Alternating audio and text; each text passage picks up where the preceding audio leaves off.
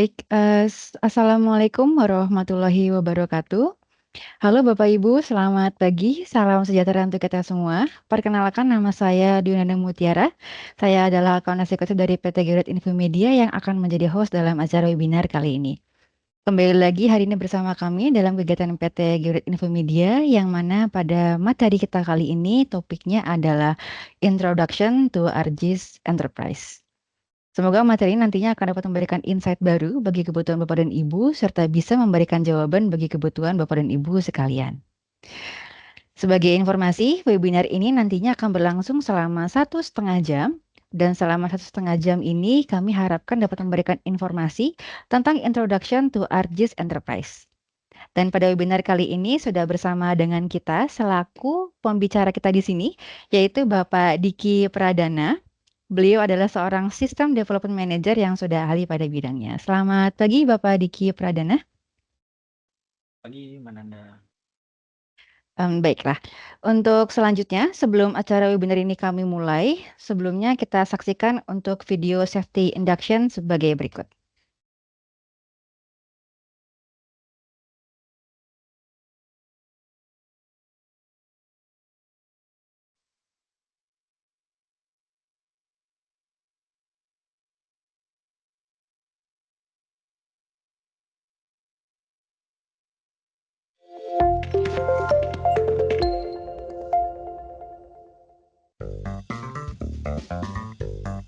Selamat bergabung pada kegiatan daring hari ini.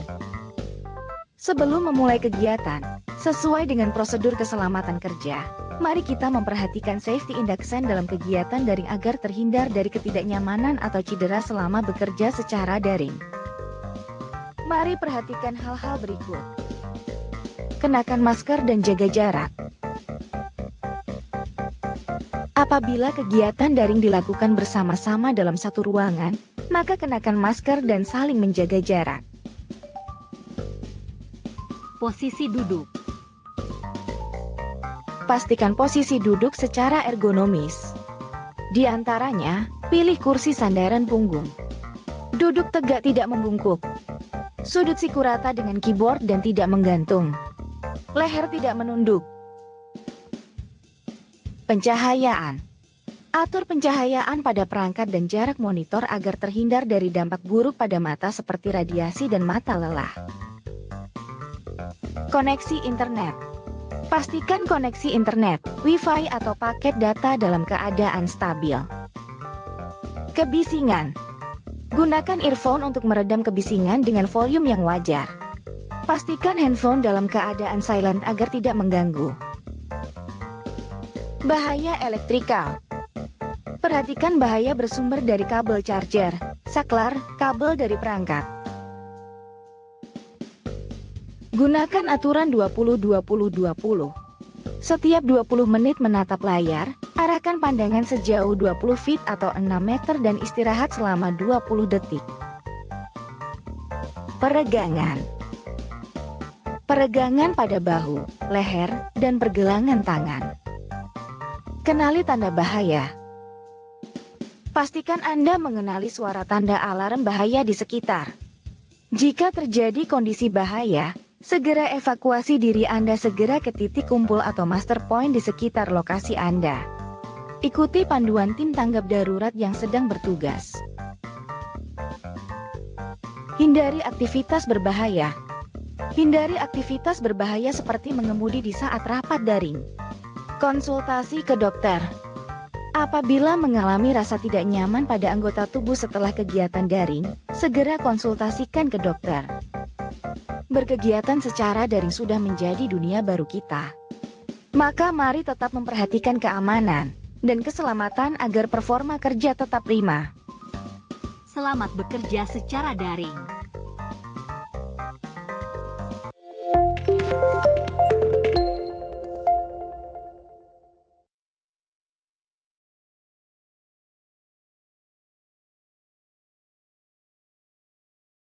Baiklah, itu tadi adalah video safety induction dari kami, dan untuk selanjutnya saya akan memperkenalkan sekilas mengenai profil company dari perusahaan kami secara singkat. Berikut untuk videonya.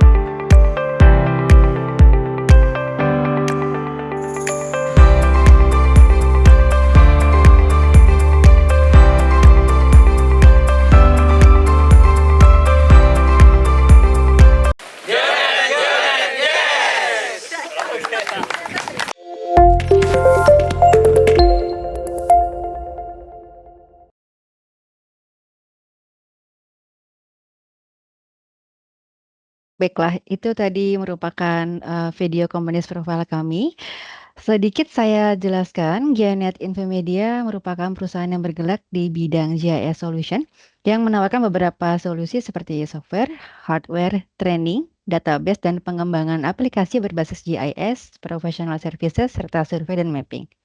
Selain itu, kami juga merupakan authorized partner dari beberapa software GIS seperti ArcGIS, Global Mapper, Avenza, Newson Theory, Data East, dan beberapa software lainnya. Jadi apabila Bapak dan Ibu atau rekan-rekan semua memiliki kebutuhan software atau solusi geospasial, jangan sungkan untuk menghubungi kami atau bisa kunjungi website kami di www.geonet.co.id. Baiklah, sebelum dimulai agar suasana kondusif, saya mohon izin untuk menggunakan fitur mute dan agar suara pemateri terdengar jelas dan bebas dari noise. Lalu kemudian setelah akhir materi ini juga akan ada sesi tanya jawab. Jadi jika Bapak dan Ibu ada pertanyaan, silakan bisa disampaikan di fitur chat box. Dan sebagai informasi juga kami sampaikan bahwa nanti di akhir sesi Q&A akan ada juga sesi pengisian kuesioner untuk data kami nantinya. Baik, jika sudah cukup jelas, saya serahkan kepada pemateri kita untuk bisa memulai. Silakan Bapak Diki Pradana. Baik.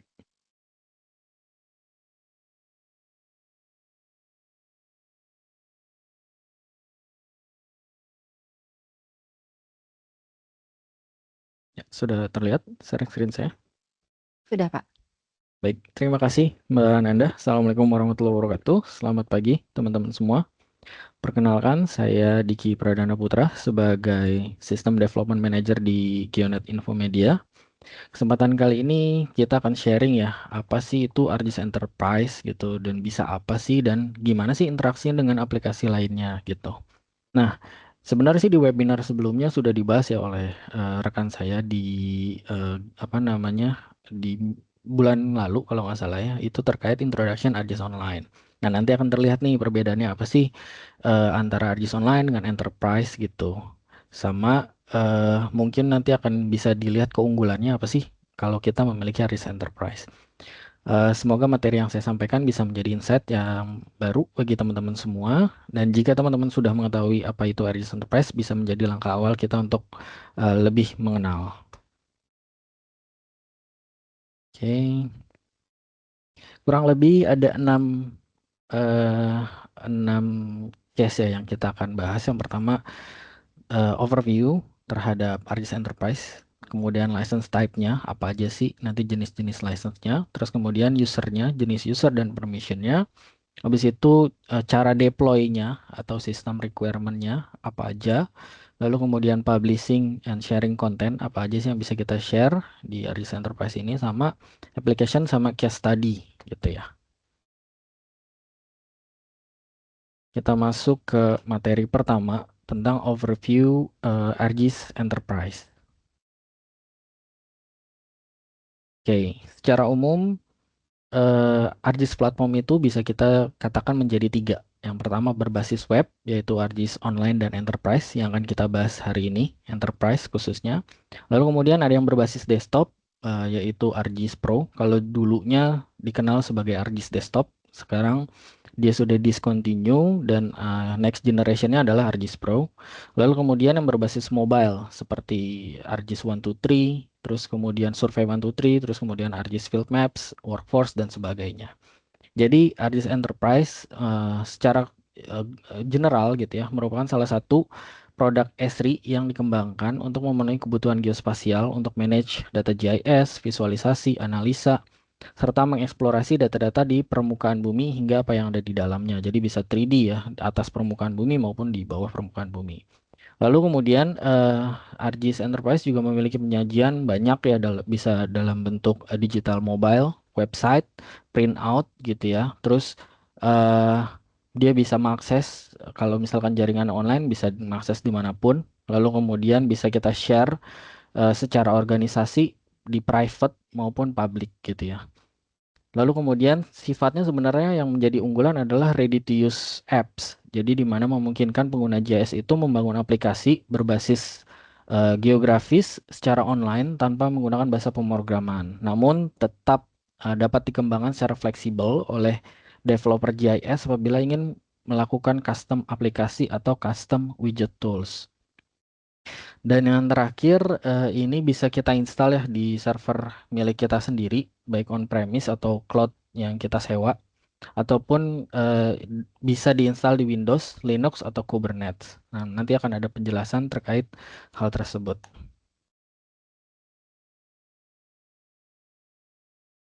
Oke, nah pada saat kita membeli,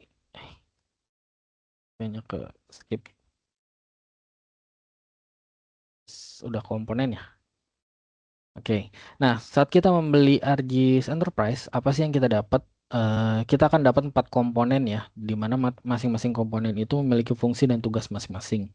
Yang pertama, ArcGIS Portal atau Portal for ArcGIS, tempat di mana kita akan membuat WebGIS, konfigurasi mobile apps, user, sharing, dan sebagainya nanti akan ada di sini konfigurasinya. Terus di sini juga tempat untuk melakukan kita konfigurasi untuk integrasi license software lainnya gitu ya. Misalkan nanti akan ada penjelasan terkait license lainnya, kita akan integrasinya di portal. Buat web, app, terus kemudian mobile, dan segala macam ada di sini. Nah yang kedua, ArcGIS Server, tempat di mana kita mempublish data spasial atau widget atau geoprocessing tools atau analisis spasial gitu ya untuk menjadi REST atau GIS service. Nah, ini eh, apa ya memudahkan kita nantinya ketika kita mau integrasi dengan aplikasi lain menggunakan API bisa menggunakan apa namanya list dari GIS service yang ada di ArcGIS server.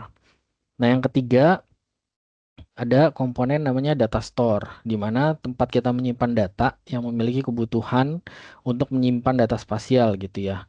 Misalkan menyimpan tile cache dan sebagainya. Terus eh, apa namanya data-data yang bersifatnya hosted service gitu ya, itu akan tersimpan di data store. Tapi apabila kita memiliki RDBMS ya atau Relational Database Management System, misalkan SQL Server, Oracle atau PostgreSQL gitu ya. Nah, kita bisa register tuh di situ gitu. Jadi kita bisa melakukan integrasi antara database dengan ArcGIS Enterprise. Nah, yang keempat ada web adaptor. Ini lebih fungsinya bergerak di belakang sih. Jadi mengintegrasikan antara server machine pada saat kita install ArcGIS server dan portal ke server kita. Nah, dia akan mengintegrasikan tuh server machine ke web server milik kita. Nah, jadi bisa juga fungsi lainnya bisa juga sebagai reverse proxy gitu ya. Jadi bisa mengganti bukan mengganti menyeting gitu ya domain-domain yang kita akan config. Nah, kalau user interface-nya sendiri gitu ya, kalau yang di sebelah sini mungkin saya tekan dulu. Nah, ini untuk portal for ArcGIS. Kalau tampilan home-nya ini masih standar ya. Ini yang masih punya kita, misalkan kita baru install, dia akan sama seperti ini. Ini bisa dikonfig di depannya, bisa kita apa namanya ada settingannya di portal. Jadi bisa kita atur. Lalu kemudian ini tampilan seperti web map-nya. Jadi kita bisa menyusun map-map yang ada di portal for ArcGIS ataupun kita bisa mempublish misalkan nanti di ArcGIS Pro dalam bentuk web map langsung jadi pun bisa. Lalu kemudian di sini ada tampilan konten untuk ngatur data-data yang udah masuk gitu ya di ArcGIS Enterprise, entah itu data feature layer, web map, atau dashboard, aplikasi, dan sebagainya macam ini nanti akan muncul di konten. Lalu ada juga ini tampilan untuk konfigurasi di organization. Jadi kita bisa mengatur user, role, terus kemudian ngatur integrasi dengan license ArcGIS lainnya, semua ada di organization. Nah, sedangkan untuk ArcGIS server, untuk UI-nya tuh seperti ini. Nanti dia akan beda URL ya antara portal dengan server. Untuk data-datanya yang udah terpublish nih akan seperti ini. Terus atau misalkan kita publish widget-widget tools nih nanti akan muncul di sini. Lalu kemudian REST-nya nanti akan berbentuk seperti ini dan nanti akan ada seperti URL yang bisa kita pakai gitu ya REST-nya. Entah kita pakai di portal maupun di aplikasi lain. Nah misalnya dari teman-teman sekalian punya ada kebutuhan aplikasi existing lain nih yang udah berjalan. Terus kemudian mau mengkonsum data-data dari ArcGIS Enterprise gitu ya, mau diintegrasikan gitu. Nah, itu bisa aja kita pakai REST API yang ada di ArcGIS Server ini gitu. Nah, terus selain itu juga ArcGIS Server bisa melihat log service pada ArcGIS Enterprise. Jadi misalkan ada error, misalkan pada saat kita buka aplikasi, terus kemudian datanya tiba-tiba error. Nah, kita akan cari lognya di ArcGIS Server. Ataupun pada saat publish layer kok tiba-tiba error ya kenapa? Nah, itu lognya biasa kelihatan di ArcGIS Server. Gitu. Lalu kemudian untuk user interface data store dan web adapter sebenarnya dia nggak punya user interface ya. Tapi kalau untuk data store sendiri bisa kita lihat di ArcGIS Server sebenarnya di halaman site di data store. Apabila misalkan sudah diinstal dengan baik maka ArcGIS data store yang relational sama tail cache-nya dia akan checklist atau statusnya running gitu ya. Sedangkan kalau misalkan ada bermasalah dengan ArcGIS Data Store, dia pasti nanti akan tandanya berubah gitu ya, tanda silang. Lalu kemudian untuk web adapter ini lebih ke arah tampilan untuk konfigurasi pas instalasinya aja sih. Jadi kalau untuk web adapter dia nggak ada UI, dia config-nya ada di belakang. Nah, secara umum apa sih kemampuan ArcGIS Enterprise? Sebenarnya hampir sama ya kalau misalkan secara umum itu dibandingkan dengan ArcGIS Online, tapi memang nanti akan ada perbedaan yang lebih unggul dari sisi enterprise. Nah, secara umum sih yang pertama udah pasti bisa mapping dan visualisasi gitu ya, baik penggabungan peta, grafik, image atau video dalam satu tampilan. Lalu kemudian 3D GIS. Nah, ini bisa juga kita gunakan di atas permukaan ataupun di bawah permukaan bumi gitu ya. Nah, untuk BIM atau Building Information Modeling pun juga bisa support gitu. Lalu yang ketiga, ada data collection and management, di mana kita bisa memanage data spasial dengan pengaturan yang dapat kita konfigurasi lagi di dalamnya. Yang keempat, untuk analisis spasial, eh, baik analisis dari sisi server bisa gitu ya, menghasilkan analisis dari desktop, menampilkan hasil analisis dari desktop pun bisa gitu. Jadi seperti tadi misalkan kita ada widget, prosesnya di desktop terus mau kita naikkan ke ArcGIS Enterprise itu bisa. Lalu yang kelima untuk pengolahan image dan remote sensing ini juga sudah bisa. Nah, yang keenam penggunaan mobile untuk melakukan pemetaan di lapangan secara real time. Nah, ini juga sudah bisa kita manfaatkan ya dari pembelian ArcGIS Enterprise.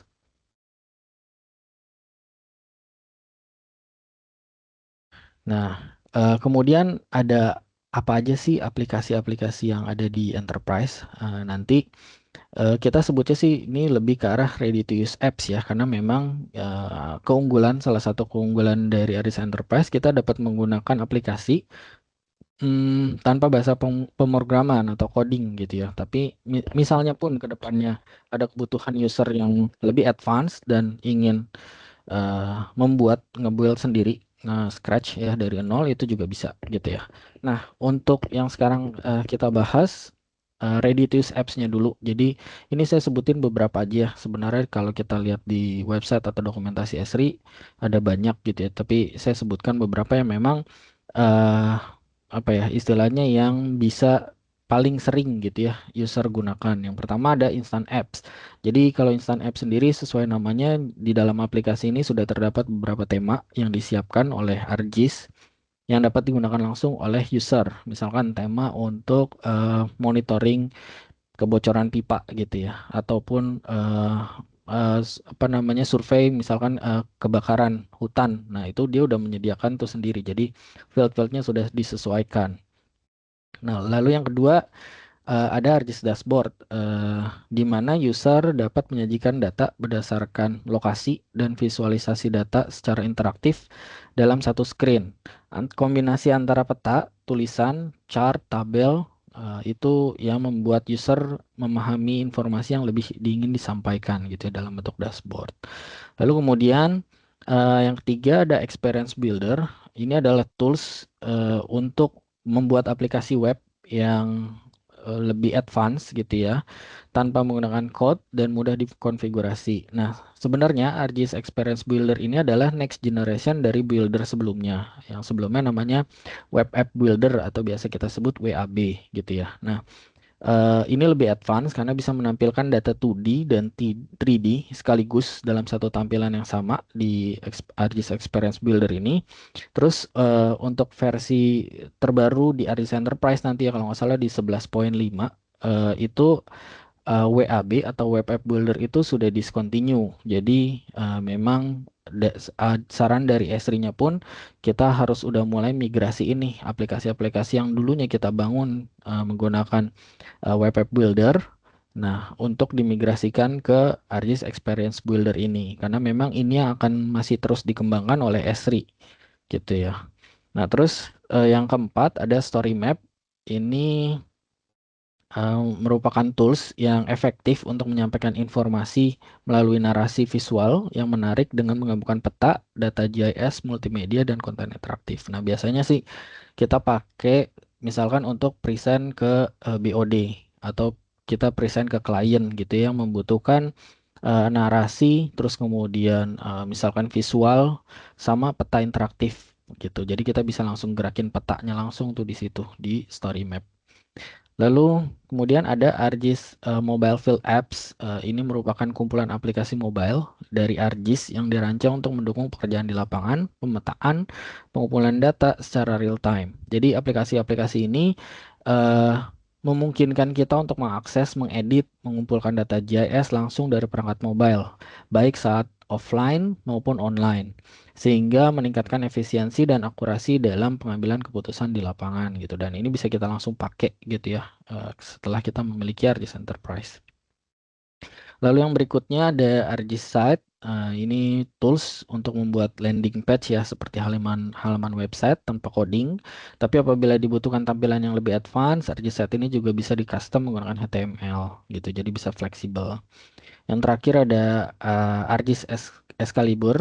Jadi ini lebih ke arah aplikasi yang berbasis web yang dirancang untuk meninjau, menganalisis dan eksplorasi citra atau imagery gitu ya, atau video secara interaktif langsung gitu. Jadi kalau misalkan ini bisa diklik nggak ya?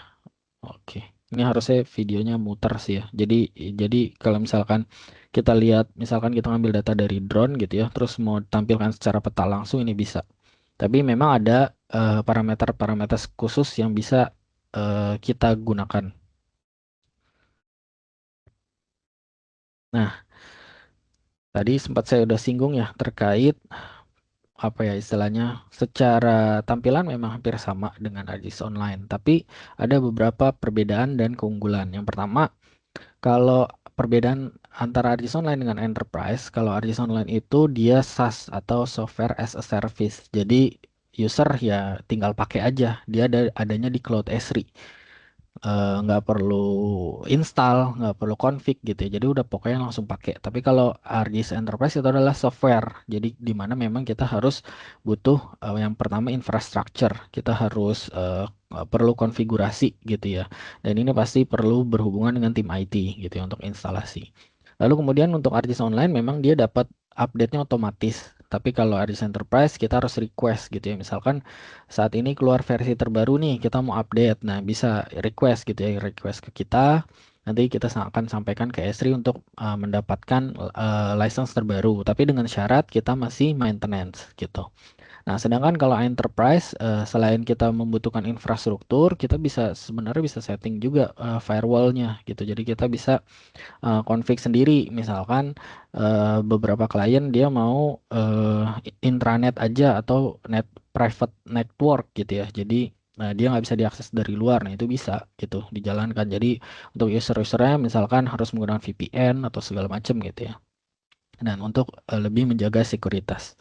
Lalu kemudian untuk ArcGIS Online dia berbasis pricing. Jadi setiap kita publish data, misalkan data feature layer, entah itu titik ataupun polygon gitu ya, dia kan ada kapasitas berapa MB itu. Ataupun kita publish data imagery ya, itu biasanya kan gede ya, misalkan data drone atau data foto udara gitu atau data citra gitu ya. Nah, itu kan biasanya bergiga-giga atau ratusan MB. Nah, dia kan kepotong tuh kalau di ArcGIS Online. Tapi kalau di apa namanya di ArcGIS Enterprise ya kita tinggal siapin hard disk kita aja di infrastruktur. Jadi semakin besar data kita ya tinggal hard disk kita aja di apa namanya diperbanyak gitu ya, diperbesar gitu. Nah, itu juga salah satu keunggulan dari ArcGIS Enterprise. Kalau misalnya ArcGIS Online ya memang kita berbasis kredit gitu ya. Jadi ada consume-nya. Jadi semakin kita banyak menaruh data di ArcGIS Online akan kepotong banyak kredit kita. Lalu sisanya juga hampir sama aja ya. Kayak misalkan dia bisa share konten ke organization, ke public, terus kemudian integrasi dengan software lain itu masih sama. Nah, cuman bedanya di sini kalau ArcGIS Enterprise dia bisa enable user manage. Jadi misalkan kita punya LDAP atau Active Directory gitu ya, itu bisa kita koneksikan dengan ArcGIS Enterprise. Jadi loginnya ya sama gitu dengan aplikasi yang eksis. Misalkan kita udah punya aplikasi A, B, C, D gitu kan, loginnya udah pakai LDAP atau Active Directory gitu ya. Nah, itu kita bisa gunakan ArcGIS Enterprise menggunakan login yang sama. Lalu kemudian kita bisa ngatur role juga di dalam ArcGIS Enterprise. Kita bisa membuat custom role sendiri yang bisa kita adjust sesuai dengan kebutuhan gitu. Nah, sisanya sih sama aja memang. Kayak bisa membuat user group, visualisasi data, custom web app dan segala macam. Tapi yang perbedaan lain selain dari table ini adalah yang pertama untuk ArcGIS Enterprise sudah pasti dia bisa terkoneksi dengan RDBMS atau Relational Database Management System. Misalkan kita punya Oracle atau punya SQL Server atau yang misalkan open source yang PostgreSQL gitu ya, itu bisa koneksikan ke ArcGIS Enterprise, sedangkan ArcGIS Online nggak bisa di sana. Lalu kemudian Enterprise juga bisa mempublish custom widget atau geoprocessing tools gitu. Jadi misalkan kita buat automation tools di ArcGIS Pro, terus kemudian kita mau bawa automation itu nanti beroperasi di ArcGIS di websitenya ya, di WebGIS gitu ya. Nah, itu bisa kita publish apa namanya custom widget atau geoprocessing tools ke enterprise. Nah, sedangkan kalau di ArcGIS Online nggak bisa. Nah, yang terakhir adalah ArcGIS Enterprise itu juga memungkinkan user untuk membuat aplikasi menggunakan code seperti JavaScript atau Java gitu ya. Jadi memang ArcGIS sudah menyediakan library-nya sendiri gitu ya. Jadi untuk mengcustom aplikasi yang memang dirasa dari ready to use apps-nya eh, ArcGIS yang sudah disediakan gitu ya, tadi misalkan experience, dashboard, story map dan segala macam. Nah, itu misalkan ada kebutuhan kita yang lebih advance, nah kita bisa menggunakan code tertentu. Jadi kita bisa mengembangkan dari nol gitu ya. Tapi menggunakan data-data yang ada di ArcGIS Enterprise gitu. Nah, mungkin nanti di sesi terakhir akan kita perlihatkan beberapa contoh aplikasi custom.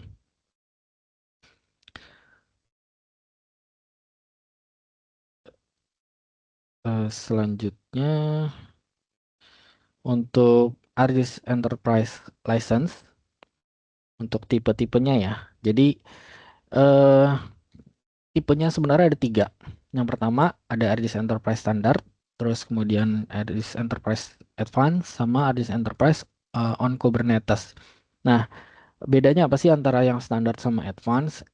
Ketika kita beli standar udah pasti beda harga ya antara standar dan advance. Selain harga, ketika kita memilih standar, kita hanya mendapat 5 user creator atau user type creator. Terus kemudian dapatnya 250 view gitu. Nah, ini biasanya sih standar kita starting dari 4 core ya, tapi bisa ditambah misalkan menjadi 8 core. Nah, kalau kalau yang advance itu setelah kita membeli advance, kita akan dapat 25 creator user types, 500 viewer user types. Untuk core-nya sama, dimulai start dari 4, bisa kita tambah. Nah, tapi yang beda adalah ketika kita pilih advance, dia ada additional capability untuk geostatistical model dan spatial analysis tools. Jadi dua include gitu. Sedangkan kalau untuk standar dia nggak ada. Dan juga misalkan kita milih advance, itu juga bisa mengakses apa ya data-data service yang hasil dari geoprocessing dari ArcGIS Pro yang advance gitu. Jadi kalau yang untuk standar, nah dia belum bisa. Kita harus biasanya beli extension terlebih dahulu untuk mendapatkan kapabilitas itu. Nah, yang ketiga untuk ArcGIS Enterprise on Kubernetes, nah ini khusus dia memang. Jadi license-nya nggak bisa dipindah ya, tapi kalau untuk standar dan advance itu bisa diinstal di Linux ataupun Windows. Tapi kalau untuk Kubernetes dia khusus sendiri gitu ya. Jadi waktu itu sempat ada apa ya diskusi dengan klien gitu. Dia sebelumnya udah beli advance, tapi dia milih yang Linux gitu. Tapi kedepannya dia mau beli yang Kubernetes, bisa nggak di-convert? Nah itu nggak bisa. Jadi misalkan kita udah kedepannya mau mengembangkan di Kubernetes ya pilih license-nya yang Kubernetes. Tapi kalau untuk yang Windows dan Linux itu bisa kita change gitu ya. Misalkan kita tadinya kita membeli Windows terus kemudian bisa di-convert ke Linux itu masih aman gitu. Tapi kalau untuk Kubernetes itu dia khusus dia pembeliannya. Lalu kemudian untuk capabilities extension tools-nya.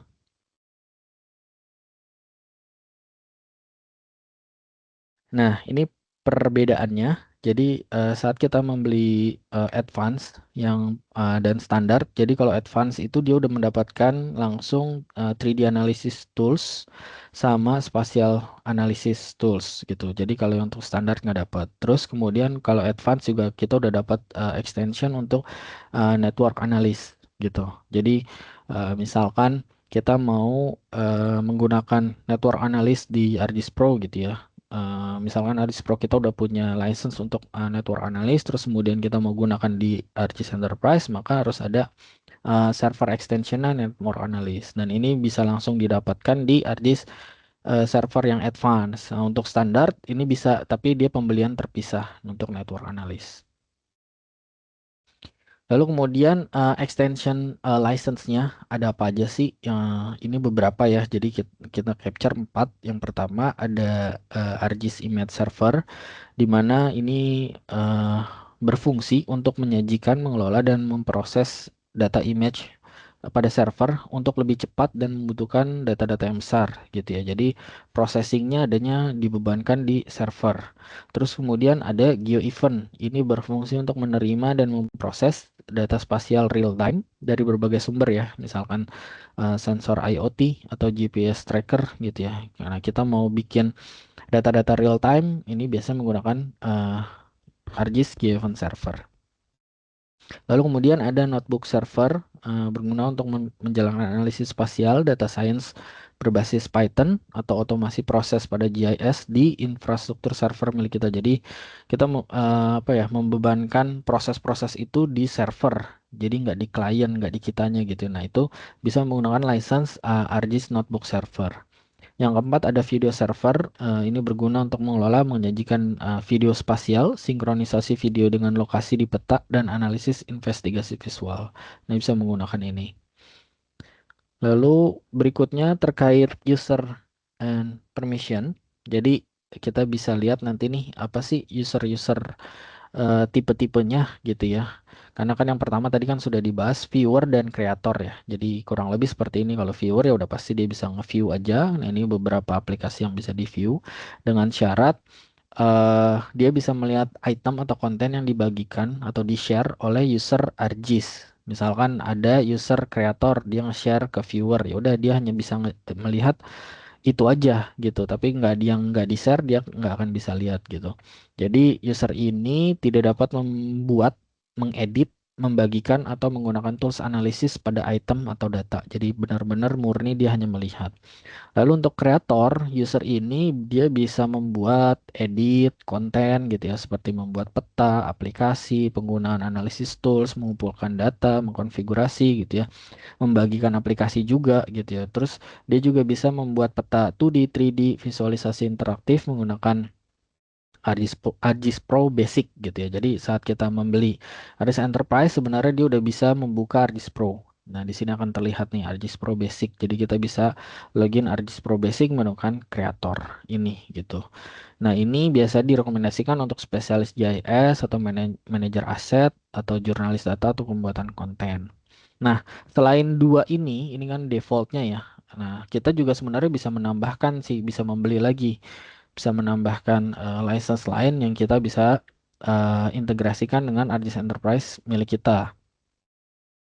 Ada 4. Yang pertama ada ArcGIS user type ArcGIS Professional Plus gitu ya, dimana memang user type ini adalah peningkatan dari yang profesional.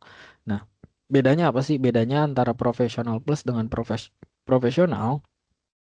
Kalau untuk Professional Plus itu dia akan include pertama ArcGIS Pro Advance plus extensionnya nih, mungkin bisa dilihat ya. Nah, ini udah pertama dia pasti udah bisa akses advance, terus analisisnya dia dapat 3D analis, data reviewer, network analis, segala macam, spatial analis, analis gitu ya. Nah, sisanya sama. Tapi kalau misalkan yang profesional, dia cuman bisa mengakses ArcGIS Pro standar gitu. Tapi dia nggak dapat extension ini. Bawah-bawah sih sama aja. Dia bisa mengakses apa namanya, membuat dashboard, terus kemudian story map, experience builder, terus menggunakan field apps-nya gitu ya, surface 1, 2, 3, field maps dan segala macam. Nah, lalu yang kedua mobile worker. Nah, mobile worker ini dia peningkatan dari user kontributor yang di bawah. Nah, bedanya apa? Bedanya kalau kontributor itu dia hanya bisa apa ya istilahnya melihat dan mengedit data yang dibagikan aja, tapi dia nggak bisa mengakses field apps-nya gitu. Jadi misalkan kontributor dia dikasih akses untuk melihat dan mengedit di dashboard gitu ya. Udah hanya itu aja. Tapi dia ketika login masuk ke ArcGIS yang field apps-nya, yang mobile-nya, dia harus menggunakan license type-nya mobile worker. Jadi misalkan kita mau meng-assign petugas di lapangan menggunakan ArcGIS Survey 1, 2, 3. Nah, ini syaratnya paling minimum adalah mobile worker gitu. Terus kemudian eh, untuk sisanya sama ya, dia bisa mengakses apa aja seperti ini gitu. Lalu yang berikutnya selain dari user type, dari masing-masing user type itu dia akan mengikat nanti member roles. Nah, member roles itu apa sih? Yang pertama eh, untuk member roles nanti akan defaultnya ada viewer. Dia hanya bisa melihat data-data sama seperti user type yang viewer gitu ya. Nah, untuk role viewer ini hanya bisa digunakan oleh user type viewer aja. Jadi benar-benar dia hanya bisa melihat tanpa bisa mengedit, tanpa bisa melakukan collect data. Terus yang kedua ada data editor. Dia user viewer ditambah kapabilitasnya untuk mengedit fitur gitu. Nah, untuk role viewer dan data editor dia hanya bisa digunakan oleh user type yang tadi tuh, user type kontributor dengan user type worker, mobile worker. Nah, sisanya kalau kita misalkan mau menggunakan semuanya itu minimal itu ada di kreator. Jadi kalau misalkan kita punya kreator terus kita mau meng-assign dia sebagai member role-nya sebagai data editor aja bisa, data viewer aja bisa, publisher bisa, administrator pun bisa gitu. Jadi untuk mengakses semua roles ini minimal kita kreator, bisa juga profesional atau profesional plus. Nah, ini sebenarnya roles ini default ya bawaan dari ArcGIS Enterprise. Nah, kita sebenarnya bisa mengcustom sendiri. Misalkan kita bisa mengcombine antara data editor dengan user. Dia bisa membuat apps tapi dia nggak bisa membuat grup gitu ya. Misalkan di sini ya, dia kan bisa membuat apps, layer, tools, grup, dan konten. Nah, misalkan kita bisa bikin role sendiri gitu ya. Roles misalkan untuk divisi A dia bisa membuat apps tapi dia nggak usah ngebuat grup atau konten lainnya gitu. Nah, itu bisa kita atur. Nah, itu salah satu keunggulan dari ArcGIS Enterprise juga. Jadi kita bisa membuat role sesuai dengan kebutuhan kita masing-masing. Nah, selain roles, di sini juga ada penjelasan terkait privilege. Di mana privilege ini adalah pengkelompokan item saat kita mengassign role yang custom tadi. Jadi misalkan pada saat kita mau membuat role baru, nanti akan ada nih muncul kategori atau klasifikasi eh, settingan untuk membuat apa namanya role. Jadi misalnya untuk general privilege, jadi secara umum dia memberikan akses untuk pengaturan konten pada ArcGIS portal seperti pembuatan layer, grup, dan analisis nanti akan muncul di kolomnya general privilege. Tapi kalau administrasi privilege ini lebih ke arah mengatur ARDIS portalnya secara luas gitu ya, seperti pengaturan yang dapat dilakukan oleh admin, menghapus member, user, mengatur portal setting. Nah, ini bisa diatur di sini. Jadi misalkan ada satu user yang kita assign sebagai role customnya, dia bisa melakukan beberapa aktivitas admin tapi nggak full. Nah, itu kita lebih baik kita menggunakan role yang custom yang kita bikin sendiri. Oke, selanjutnya untuk deployment dan system requirement. Untuk ArcGIS Enterprise sendiri, pada dasarnya bisa di-deploy di dua ya, di fisik gitu, atau di virtual server, atau di cloud gitu. Nah, tapi nggak menutup kemungkinan juga di beberapa tempat mungkin ada membutuhkan dengan hybrid gitu ya. Jadi bisa kita combine antara lokal di on-premise dengan di cloud gitu. Nah, itu syaratnya yang udah pasti dia saling terhubung aja sih. Jadi mau dimanapun tempatnya itu bisa kita install. Misalnya ArcGIS portalnya di on-premise gitu, dia belum punya fisik, sedangkan dia udah punya cloud gitu ya. Misalkan di Amazon atau di Azure, itu bisa kita combine. Untuk sistem arsitekturnya sendiri, ini kita bagi menjadi 3. Ada single machine, multi machine, sama high availability. Nah, masing-masing dia pasti punya kelebihan dan kekurangan ya. Kayak misalkan untuk single machine, eh, kelebihannya udah pasti konfigurasi dan maintenance lebih mudah. Dan ini memang lebih cocok untuk development atau pilot project gitu ya. Karena lebih hemat dari sisi infrastruktur. Tapi kalau dari kekurangannya adalah misalkan salah satu server down, gitu ya, satu server ini down, maka komponen yang lain akan down. Jadi kinerja terbatas sama sulit untuk di-upgrade ke depannya. Nah, jadi memang ini cocok untuk pilot project atau tahapan development. Misalkan kita punya 2 license ArcGIS Enterprise, yang satu untuk development, yang satu yang udah operasional gitu ya. Nah, misalkan development bisa aja kita install single machine aja gitu. Nah, kalau yang multiple machine, ini keuntungannya udah pasti dia cocok untuk menggunakan untuk banyak pengguna dan bebannya udah pasti terbagi gitu ya. Jadi karena eh, beban masing-masing server itu dibebankan pada masing-masing komponen gitu. Nah, lalu kemudian dapat mencegah failover. Jadi misalkan salah satu komponen mati, ya komponen yang lain masih bisa selamat gitu ya. Kita bisa backup ke satu komponen yang rusak itu aja. Kekurangannya udah pasti kompleksivitas konfigurasi, terus biaya lebih tinggi pasti daripada single machine gitu ya, sama troubleshoot pasti memakan waktu. Nah, ini emang lebih cocok untuk produksi yang skala besar gitu ya, melibatkan analisis intensif atau ketika JS menjadi sistem operasional. Nah, ini disarankan memang kita pakai multiple machine. Yang ketiga, high availability configuration, dia keuntungannya udah pasti sistem dapat berjalan 24 jam karena salah satu server mati, dia akan digantikan oleh apa namanya server lainnya gitu ya. Dan ini cocoknya pasti untuk yang public atau real time gitu ya, kayak misalkan layanan publik untuk bencana, transportasi, infrastruktur gitu ya. Nah, kekurangannya udah pasti lebih mahal karena kita harus menyiapkan 2 license, 2 server gitu ya, segala macem gitu. Jadi ya udah pasti eh, dari segi biaya lebih mahal, tapi dari segi keuntungan dia pasti lebih safety gitu. Nah, untuk sistem requirement sendiri ini yang minimum ya, kayak standar aja sih, kayak misalnya CPU-nya minimal 4 core, RAM-nya minimum 16, storage-nya 50 gitu ya. Lebih besar lebih bagus, terus kemudian disarankan menggunakan SSD, disknya, GPU dia opsional jika memang diperlukan deep learning di servernya. Sisanya sama aja Windows Server di 16 2018 2016 1922 gitu ya. Terus Linux juga sama ini. Yang paling penting adalah di FKDN gitu ya, karena di 10.8 startingnya itu FKDN udah jadi wajib required gitu ya. Jadi kalau 10.7, 10.6 ARGIS Enterprise versi segitu tuh masih belum diwajibkan gitu ya. Tapi kalau untuk 10.8 ke atas, apalagi sekarang versi terbaru di 11.4 gitu ya, itu udah pasti wajib untuk FQDN. Terus port networknya yang dibuka 80, 443, untuk admin 7443 dan server 6443. Sisanya sama aja. Oke, nextnya untuk publish and sharing konten apa aja sih yang bisa dipublish di ARGIS Enterprise dan lewat mana aja gitu ya.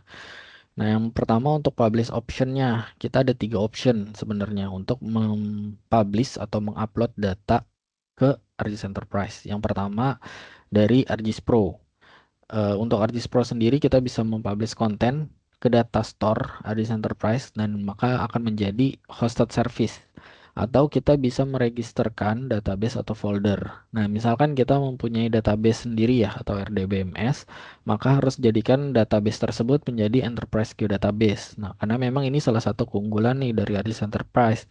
Dia itu bisa mengkoneksikan dengan database milik kita sendiri gitu ya. Misalkan kita pakai Postgre gitu ya atau kita pakai SQL Server gitu. Nah, itu bisa kita integrasikan. Jadi misalkan salah satu data terupdate, maka dua-duanya terupdate. Yang ada di Enterprise terupdate, di database pun terupdate. Nah, ini biasanya bisa kita gunakan dengan integrasi aplikasi existing. Misalkan ada aplikasi tabel yang diinput menggunakan aplikasi lain gitu ya. Sedangkan visualisasi petanya menggunakan Enterprise. Nah, ya udah yang input dengan aplikasi lain dengan aplikasi itu gitu ya, tapi kita bisa melihat hasilnya langsung di Enterprise gitu.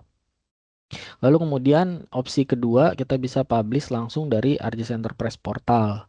Jadi kita bisa mempublish dalam bentuk file, fitur service, WFS gitu ya atau tail layer ke data store sebenarnya. Kalau misalkan kita publish ke ARGIS Portal, dia akan dalam bentuk hosted layer atau hosted service gitu. Lalu yang ketiga dari aplikasi lainnya, kayak misalkan kita mempublish menggunakan Workforce atau ARGIS for Office atau ARGIS Survey 123, ini bisa kita config, terus kemudian dia akan ngebentuk layer, akan menjadi datanya bisa kita baca di konten di portal. Itu ada 3 cara gitu ya. Tapi mungkin yang paling fleksibel adalah yang dari ARGIS Pro gitu ya, karena bisa kita koneksikan ke database, terus kemudian bisa ke ARGIS Enterprise. Lalu content type-nya apa aja sih yang bisa dipublish menggunakan ARGIS Pro? Ada fitur layer, map service, image service, scene layer gitu ya, tail layer dan segala macam. Bisa juga standalone table. Jadi misalkan table itu doang yang kita publish tanpa harus join atau relate class dengan eh geometrinya gitu ya, entah poin, polyline atau polygon gitu. Bisa juga kita publish a network analysis service, tapi syaratnya harus ada network analysis extension atau real time feed. Biasanya ini wajibnya menggunakan GeoEvent server. Lalu untuk publish yang menggunakan portal ini juga banyak. Biasanya misalkan kita mau mengupload file gitu ya, itu bisa juga dalam bentuk image, terus kemudian 3D atau data-data vektor juga bisa dalam bentuk zip gitu ya untuk shape file dan geodatabase gitu ya. Kita bisa langsung upload dan akan jadi hosted layer atau hosted service. Nah, hosted service itu juga salah satu keunggulannya ya bisa kita config langsung di portal for ARGIS.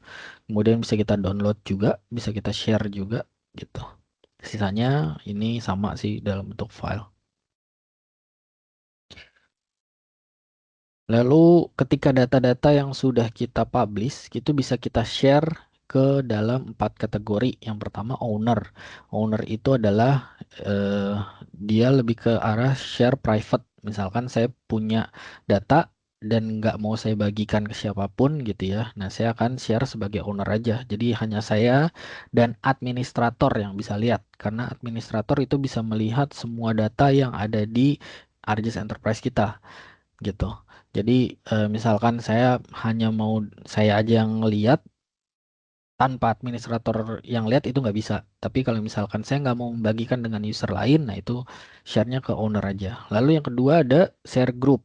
Nah, share group ini untuk lebih luasnya lagi, lebih luas lagi dalam artian misalkan kita ada dua divisi, misalkan kita sebut divisi geologi dengan divisi geofisika gitu misalkan. Nah, kita mau berbagi data-data kedua divisi itu aja, tapi misalkan divisi lainnya gitu, divisi X nggak mau lihat, nah kita bikin grup aja di situ. Jadi divisi lain nggak bisa lihat, tapi dua divisi itu bisa saling tukar data. Kita bisa ke grup. Yang ketiga, ada share berdasarkan organisasi. Nah, organisasi ini berdasarkan organisasi dari Arjis Enterprise-nya. Misalkan, dalam satu Arjis Enterprise diakses ada 5 divisi gitu ya. Terus kita share ke organization gitu ya. Maka data-data tersebut bisa diakses oleh semua yang terdaftar gitu ya. Misalkan ada user divisi A, B, C, user-user tersebut bisa ke organisasi gitu. Jadi kalau misalkan dia mau lebih persempit, lebih baik ke grup gitu ya. Tapi kalau misalkan data itu memang boleh diakses oleh semua divisi, bisa kita share sebagai organization. Nah, yang terakhir kita bisa share sebagai everyone atau public. Jadi ya udah pasti kalau everyone tanpa perlu login pun dia bisa akses gitu ya. Jadi memang kita ini lebih spesifik untuk data-data publik yang bisa kita share gitu ya. Tapi eh, untuk data-data kredensial atau data yang memiliki kerahasiaan gitu ya, lebih disarankan untuk grup ataupun organization. Nah, untuk application and study case. Nah, ini ada beberapa study case yang eh, udah kami buat gitu ya. Misalkan di mining industry, kita bisa buat beberapa aplikasi, sebenarnya banyak sih ya. Ini hanya saya tampilkan beberapa aja. Salah satunya misalkan kita bisa bikin land secure monitoring apps. Dalam satu tampilan bisa dapat beberapa aplikasi gitu ya. Nah, ini bisa kita buat nih. Misalkan kita mau membandingkan image comparison antara data tahun sekian dengan tahun sekian gitu. Bisa. Terus kemudian kita mau monitoring aset gitu ya. Misalkan ini aset yang ada di lapangan. Statusnya apakah rusak, apakah eh, baik kondisinya gitu ya. Misalkan kita ada rutinitas misalkan weekly inspection gitu ya. Kita setiap minggu menginspeksi di lapangan menggunakan Survey 123 atau menggunakan aplikasi mobile apps lainnya, bisa langsung real time terupdate di sini. Ataupun kita bisa melaporkan ada accident di lapangan secara real time gitu ya. Nah, ini bisa kita tampilkan dalam satu tampilan yang sama ataupun mau dipisah-pisah pun bisa gitu ya. Jadi eh, di di enterprise ini bisa fleksibel gitu ya. Terus kemudian bisa kita mau menampilkan data real time, misalkan kita udah punya geo event nih. Nah, terus ada kita mau monitoring vehicle-nya gitu ya, atau kendaraan yang ada di sana gitu ya. Misalkan kalau misalkan dia keluar dari area, dia akan kedip-kedip gitu ya. Misalkan kayak gini, excavator di luar wilayah pit, dia akan kedip-kedip. Tapi kalau di dalam aman. Nah, ini kita bisa integrasikan menggunakan ArcGIS Enterprise. Lalu bisa juga kombinasi antara data 2D dan 3D gitu ya. Nah, ini untuk di ArcGIS Experience Builder udah bisa, karena dia udah bisa kombinasi antara data 2D dan 3D, bisa penampang melintangnya juga bisa kita gunakan gitu, ada toolsnya. Nah, nanti akan kita lihat memperlihatkan di custom apps kita, karena kita sebelumnya udah buat ini aplikasi di tahun 2018 sebelum adanya Aris Experience Builder, jadi itu full custom. Tapi kalau sekarang misalkan teman-teman menggunakan Aris Enterprise dan menggunakan Aris Experience Builder, maka nggak perlu coding lagi deh, jadi lebih mudah gitu ya.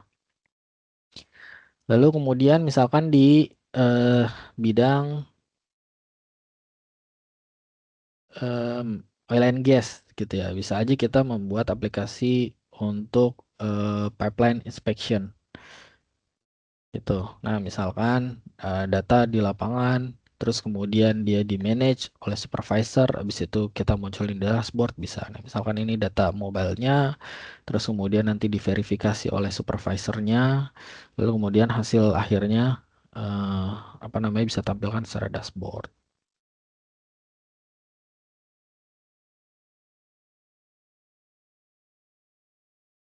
Misalkan juga ada di bidang agriculture dan forestry. Oke. Nah, ini misalkan kita bisa bikin dashboard untuk lahan kita gitu ya. Terus kemudian bisa kita integrasikan dengan sensor gitu ya. Misalkan kita punya GeoEvent atau kita bikin aplikasi sendiri untuk menampilkan data sensor cuaca. Misalkan di lapangan kita udah punya sensor-sensor cuaca, bisa kita tampilkan dalam bentuk dashboard. Terus bisa juga kita memantau aset monitoring, misalkan di forestry ya, misalkan conservation ataupun di produksi gitu. Jadi bisa kita tampilkan sebenarnya lintas sektor gitu ya. Kita bisa manfaatkan Aris Enterprise ini. Nah, ini beberapa capture di bidang water industry. Ya, bisa aja kita menampilkan pelanggan, terus kemudian aset, kerusakan gitu ya.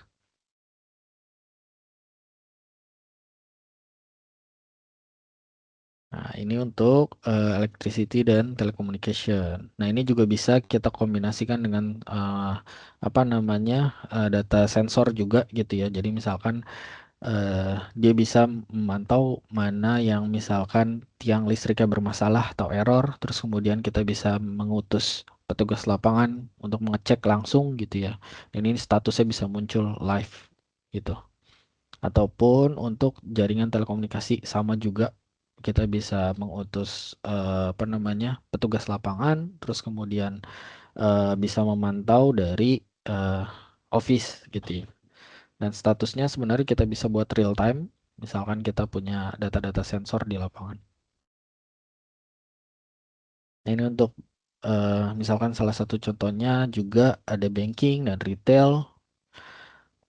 Misalkan ini monitoring ATM gitu ya. Misalkan di sini juga ada, misalkan udah integrasi dengan CCTV-nya, dia akan muncul langsung.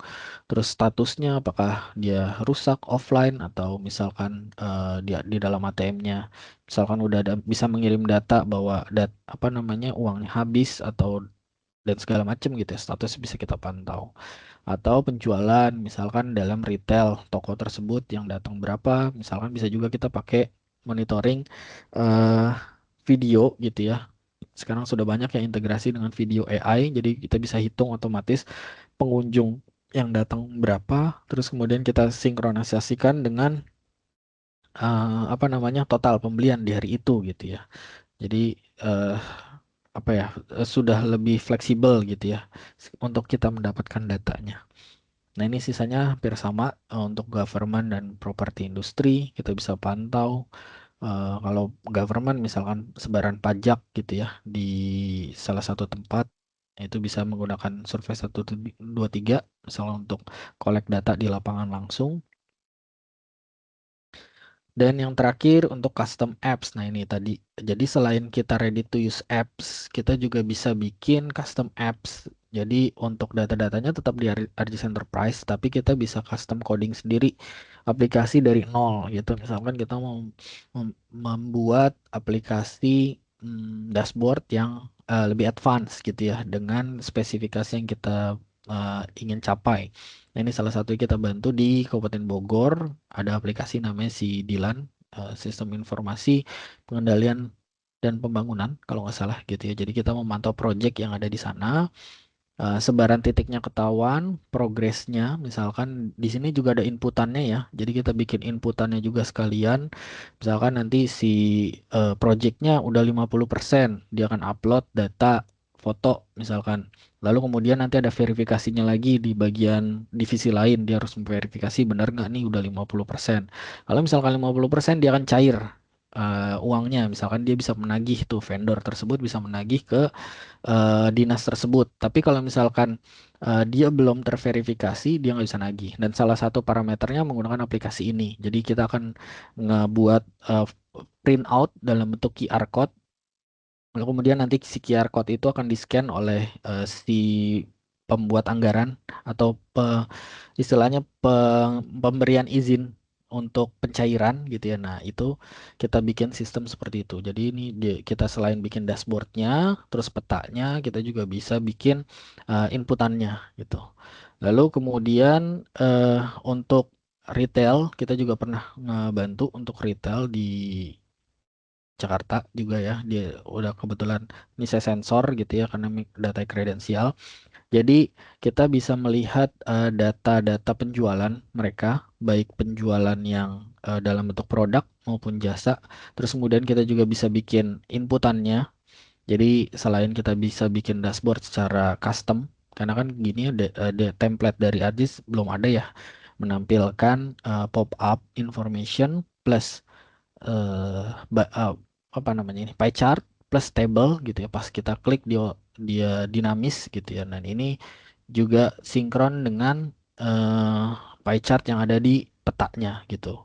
Nah ini memang ini kebutuhannya advance, jadi makanya kita apa namanya istilahnya kita bikin custom gitu karena memang kebutuhannya seperti itu. Dan juga di ArcGIS saat ini juga masih belum bisa mengcompare 3 titik gitu ya. Nah waktu itu dia ada kebutuhan untuk mengcompare 3 retail dia nih, toko retail dia mau compare bahwa 3 tempat ini performanya seperti apa, mana yang lebih bagus gitu. Nah itu kita custom, fully custom mulai dari nol. Jadi data-datanya pakai ArcGIS Enterprise, aplikasinya kita custom sendiri. Nah, tadi yang sempat saya singgung gitu ya, kita sempat buat ini data drone dashboard untuk salah satu klien juga di Jakarta.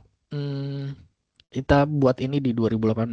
Waktu itu belum ada ArcGIS Experience Builder, jadi kita ini full custom semua untuk menampilkan data 3D, 2D, table, dan juga penampang melintang. Ini sebenarnya di sini ada fitur penampang melintangnya gitu. eh Kalau sekarang untuk menampilkan data 2D, 2D, 3D, gitu, terus kemudian tabel, penampang melintang, sekarang nggak perlu code lagi. Jadi kita udah bisa pakai Experience Builder, tinggal drag and drop, config gitu ya, itu udah bisa. Nah lalu custom berikutnya kita juga pernah bantu juga di salah satu perusahaan. Kita membuat semi custom jatuhnya. Jadi kita hanya mengcustom di bagian sini aja nih, di bagian apa namanya istilahnya field resum gitu. Jadi kalau dari bawaan dari ArcGIS kan nggak ada ya field resum sesuai dengan kebutuhan gitu. Dan ini bisa kita pilih dulu lokasinya di mana, dia akan muncul field resumnya, terus kemudian datanya semua ke filter gitu.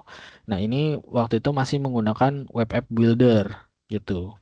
Nah eh nextnya, projectnya adalah kita akan memigrasikan ini menggunakan Experience Builder karena memang Web Builder nextnya akan di discontinue gitu. Jadi eh, apa ya istilahnya nggak menutup kemungkinan untuk teman-teman ketika menggunakan ArcGIS Enterprise, terus keterbatasan di ready to use apps, terus ya udah gitu. Nggak. Jadi kita bisa explore, kita bisa bikin mau semi custom gitu ya. Kita mau bikin widget toolsnya aja atau kita fully semua custom gitu. Itu bisa. Oke, mungkin itu aja yang bisa saya sharing. Saya mungkin kembalikan ke Mbak Nanda. Silakan, Mbak Nanda. Baik, Mas Diki, terima kasih untuk presentasinya. Menarik sekali terkait Introduction to ArcGIS Enterprise. Baik, mari kita buka sesi tanya jawabnya. Mungkin Bapak Ibu bisa bisa menuliskan di dalam chat box untuk pertanyaannya. Sambil kita menunggu semua pertanyaannya terkumpul terlebih dahulu ya Bapak dan Ibu, izin saya untuk informasikan bahwa kami PT Great Infomedia akan menyelenggarakan acara yaitu Indonesia Global Mapper User Forum atau IGUF pada tanggal 17 September 2025 yang berlokasi di Jakarta Selatan. Nah, pada acara tersebut akan menampilkan seminar dan juga diskusi dengan para ahli GIS dari berbagai sektor nantinya. Dan di acara IGUF ini, selain seminar, kami juga mengadakan kontes yang berhadiah free license dan training eksklusif dari kami. Jadi, Bapak dan Ibu yang tertarik dan ingin mendalami teknologi geospasial lebih dalam, bisa mendaftar pada yang ada di flyer ini atau bisa mengunjungi website iguf.geonet.co.id. Baik, mungkin kita bisa menunggu 1 sampai 2 menit untuk mengumpulkan pertanyaan terlebih dahulu. Jadi Bapak dan Ibu bisa tulis di kolom chat.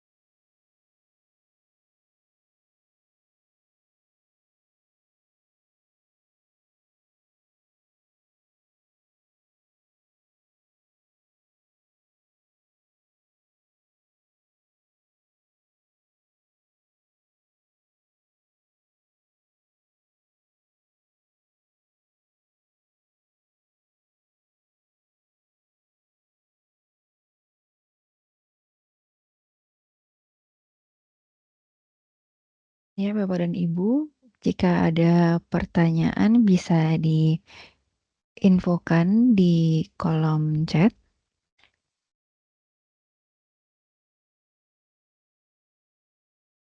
Baik, ini sudah ada satu pertanyaan dari Bapak Rio.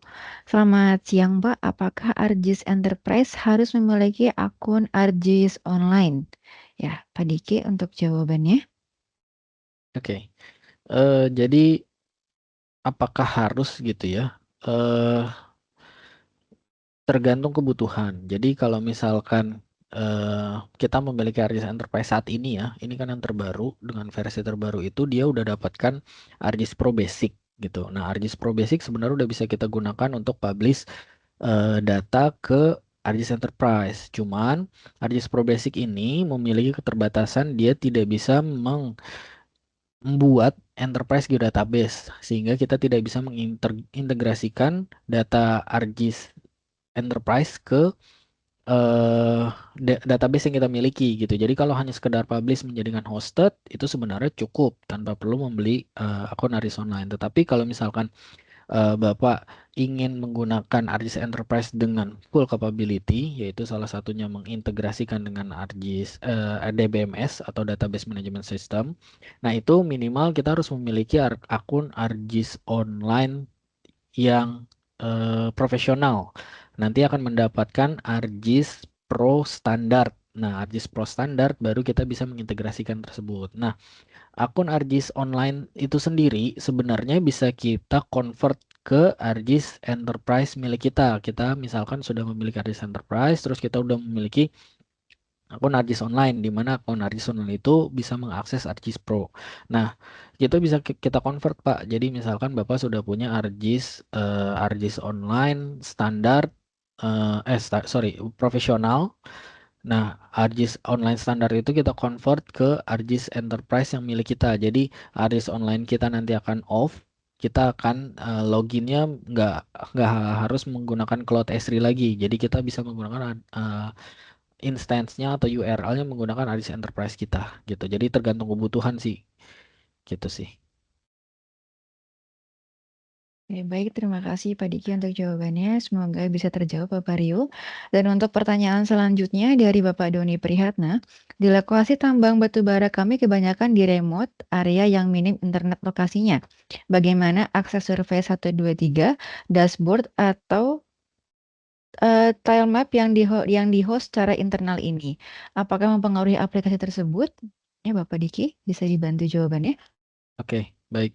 Terima kasih Pak Doni. Jadi kalau misalkan menggunakan ARGIS Survey 123, yang pertama kan udah pasti dia bisa offline ya Pak. Jadi pada saat penitikan lokasi itu eh, sekarang udah banyak handphone yang menggunakan build GPS langsung gitu ya. Jadi tidak tidak ada koneksi pun, jadi dia tetap dapat sinyal langsung dari satelit gitu ya ke handphone kita. Jadi itu tidak menjadi kendala. Cuman memang yang jadi kendala adalah petanya. Nah, petanya bisa kita akalin menggunakan tile map. Jadi kita bisa injek peta secara offline ke handphone kita. Jadi pada saat tidak ada sinyal di lapangan itu bisa kita tampilkan peta milik kita sendiri yang ada di handphone gitu.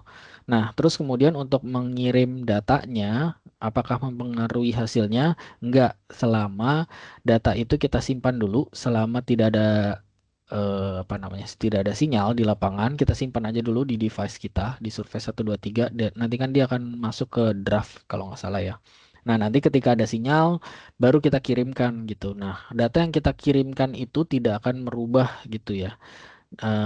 Apa namanya, dari data yang saat kita collect di lapangan gitu sih. Baik, terima kasih Pak Diki, Pak Doni, semoga bisa terbantu untuk jawabannya Pak. Dan untuk pertanyaan selanjutnya dari Ibu Alfaira Nabila Zahraini, siang Pak. Kalau kita sebelumnya sudah punya ARGIS Online dan mau upgrade ke ARGIS Enterprise, apakah data-data yang tersimpan di ARGIS Online dapat dipindahkan ke Enterprise? Oke, Silakan Pak. baik Ibu Alfaira gitu ya. Oke, misalkan kita udah punya ARGIS Online, terus kemudian kita udah punya kita akan migrasikan gitu ya datanya ke ArcGIS Enterprise, itu sebenarnya bisa. Jadi ada tools, apa ya istilahnya, namanya saya lupa gitu, ada tools yang bisa kita migrasikan. Cuman memang ada beberapa masih kendala. Jadi kita setelah migrasi harus ngecek datanya itu apakah benar-benar pindah atau enggak. Lalu kemudian nggak bisa langsung kayak kita copy paste gitu ya, kita copy dari ArcGIS Online terus kemudian kita paste ke ArcGIS Enterprise, enggak. Jadi kita ada tahapannya, kita migrasikan datanya dulu. Habis datanya dimigrasikan, nanti kan reservisnya akan berbeda tuh. Sebelumnya reservisnya di ArcGIS Online ada di Cloud ArcGIS, kemudian ada di Cloud Esri, lalu kemudian kita pindahkan res tersebut ke ArcGIS Enterprise kita. Nah itu kita harus config dulu. Nah habis itu selain data, habis itu kan nanti kan ada web map. Sebelum kita bikin app, kita ada web map dulu. Nah, web mapnya itu harus kita config juga. Jadi yang dari sebelumnya REST service yang ada di ArcGIS Online, terus kemudian di ArcGIS Enterprise kita harus config. Kita pastikan dulu bahwa data tersebut benar-benar REST service yang sama gitu ya. Terus kemudian baru apps-nya itu mengkonsum dari web map. Nah, web map itu kita ubah juga config-nya setelah kita migrasikan gitu. Jadi secara teknis itu bisa kita lakukan migrasi, tapi secara eh, flow-nya itu tidak semudah copy paste gitu aja sih. Baik, terima kasih Pak Diki. Terdapat satu pertanyaan lagi dari Ibu Sheila Putra Anissa. Siang Pak, akun ArcGIS Online yang sudah dikonvert ke ArcGIS Enterprise, apakah masih bisa mengakses ArcGIS Online? Gimana ya pertanyaannya, Mbak? Nggak Ada kelihatan di, di saya. ada di Q&A, mohon maaf. Oh, ada di Q&A. Oke, Iya, sebentar. Akun ArcGIS Online sudah di-convert. Oke, ya, misalkan kita udah punya akun ArcGIS Online, terus kemudian kita convert license tersebut ke ArcGIS Enterprise gitu ya. Apakah masih bisa akses ArcGIS Online? Nah, itu nggak bisa. Jadi, eh, eh, apa ya, ada ketentuan kalau ArcGIS Online itu kan dia subscription gitu ya. Terus kalau Enterprise itu sebenarnya ada dua, ada subscription, ada yang perpetual. Tapi biasanya banyak sih yang ngambil yang perpetual langsung gitu ya. Jadi dia nggak mau subscription. Walaupun setiap tahunnya tetap ada maintenance. Tapi ketika kita convert dari uh, ArcGIS Online yang subscription terus kita convert ke ArcGIS Enterprise perpetual, maka ArcGIS Online-nya tidak dapat diakses lagi. Nah, jadi pada saat login yang tadinya ke arcgis.com gitu ya, kita langsung masukin aja ke URL ArcGIS Enterprise kita gitu. baik. Terima kasih Pak Diki untuk jawabannya. Selanjutnya, apabila Bapak dan Ibu masih memiliki pertanyaan, masih kami tunggu. Dan sedikit informasi, nanti setelah untuk Q&A selesai, kami meminta waktu kepada Bapak dan Ibu sekitar 1-2 menit untuk mengisi form kuesioner. Dan nantinya itu bisa menjadi saran dan masukan bagi kami agar bisa menjadi lebih baik lagi ke depannya. Apabila masih ada pertanyaan, masih akan kami tunggu.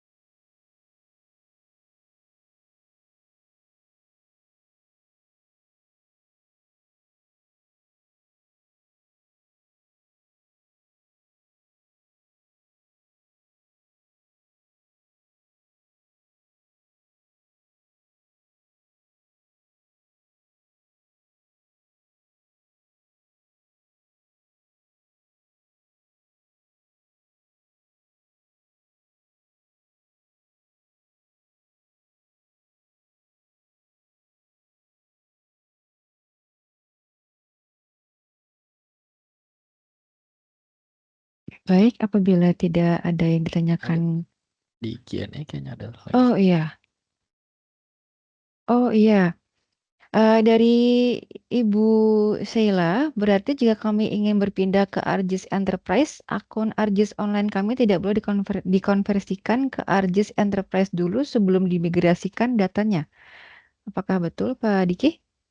Iya, betul. Jadi kalau misalkan kita di ArcGIS online-nya sudah ada data gitu ya, memang harapannya misalkan data tersebut ingin kita pindahkan ke enterprise ya diharapkan migrasi dulu. Karena kalau kita udah convert, ArcGIS online kita akan off gitu. Ya, apakah Ibu Sheila sudah bisa terjawab untuk jawabannya? Baik, apakah ada yang masih ingin bertanya kembali?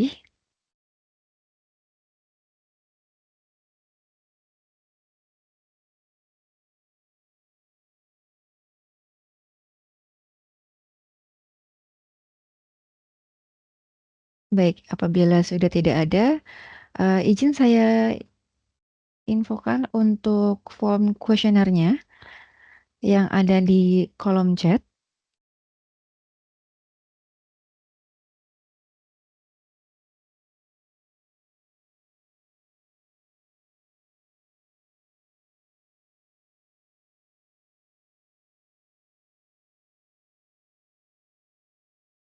Ya, baik, untuk link form kuesioner sudah saya sampaikan di chat box Bapak dan Ibu. Dimohon untuk mengisi form tersebut agar kegiatan webinar ini bisa menjadi lebih baik lagi ke depannya. Kami akan tunggu sampai 5 menit untuk mengisi kuesioner. Terima kasih.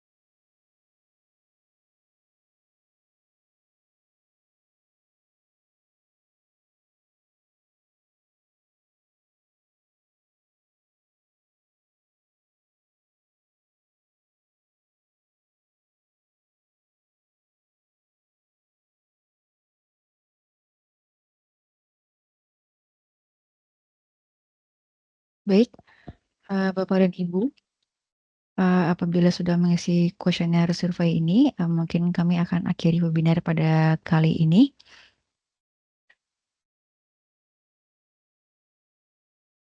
Ya, baik. Sekali lagi terima kasih kepada Bapak Diki Pradana selaku pemateri webinar pada hari ini. Dan terima kasih juga kepada Bapak dan Ibu rekan-rekan semua yang sudah join. Saya ingatkan kembali untuk rekaman webinar ini akan tersedia di YouTube Geonet Media. Yang linknya nanti juga akan dikirimkan di email Bapak dan Ibu ya Pak yang sudah mendaftar bersamaan dengan e-sertifikat webinar ini. Jadi jika ada pertanyaan tambahan, dapat langsung menghubungi sales officer kami di email sales@geonet.co.id atau bisa mengunjungi website kami di www.geonet.co.id. Akhirnya saya pamit undur diri. Terima kasih atas perhatiannya. Selamat siang dan sampai jumpa di webinar-webinar Geonet berikutnya. Terima kasih. Wassalamualaikum warahmatullahi wabarakatuh. Waalaikumsalam. Terima kasih.